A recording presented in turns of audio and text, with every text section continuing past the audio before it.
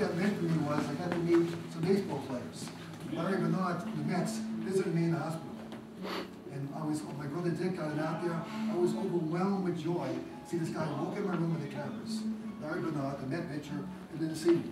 25 years later, we're in Montreal on vacation. I called Montreal Expos. He was then the pitching coach. I said, can I visit him again? And thank him for what he did to me. Took us all in there, he commenced in the locker room, took Kevin in my hotel.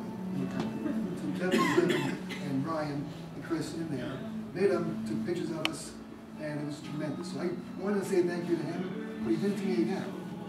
About 2 months later, I'm in the hospital, the Open Hospital, and the hospital makes a detour. I'm in the ambulance. They make a detour. And I said, where are we going? He said, someone wants to meet you. If you heard Ron Hunt, was a Mets second baseman, number 33. Oh, yeah. A real tough ball player. So they bring me to Wilson Park Pool, and Ron Hunt's there signing autographs. Here's a picture of Mr. Faye's son and a few of the kids. I was still in the ambulance, but basically Ron Hunt came and connected with me. So I got to meet these people who were my heroes. 20, 30 years later, I think it was Jim or one of you, got the baseball card of the two of them together. It's in my office home. We had a time tunnel. There's we believed in time tunnels, and I believed in the fact that future man could come and take us away to the past or the future. So one day we had our driveway being dug. Remember this? They fixed our driveway, and we're all sitting around the driveway. It was probably Stephen who said, let's get a metal box. We filled a metal box with all stuff from, you forget that. Oh, interesting. Interesting. Going back we filled a metal box and we put the newspaper in, cereal boxes, money, and buried it in the driveway, over in the driveway. Opened it and come back the next day and pick us up, take us to the future or past. They did. Adam Hanging, Santa Claus.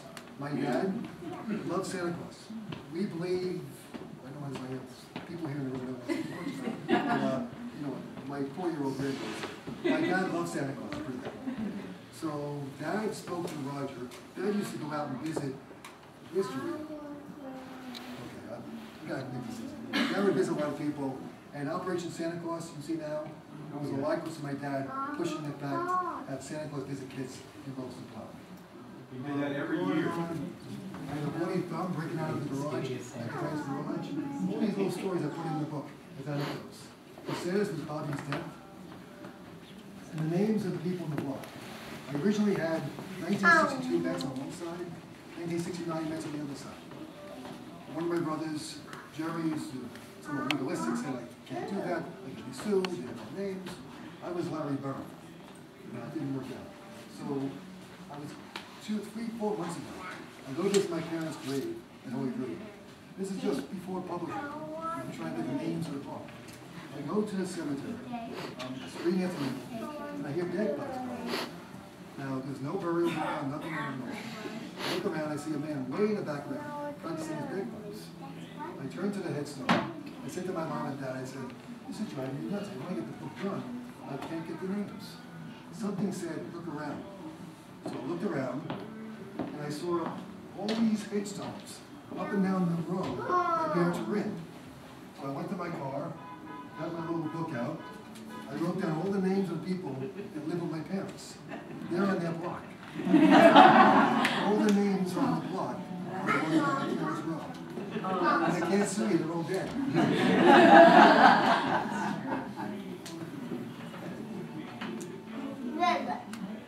Finally, on this part, I landed about a month ago with the customer who was reading the book.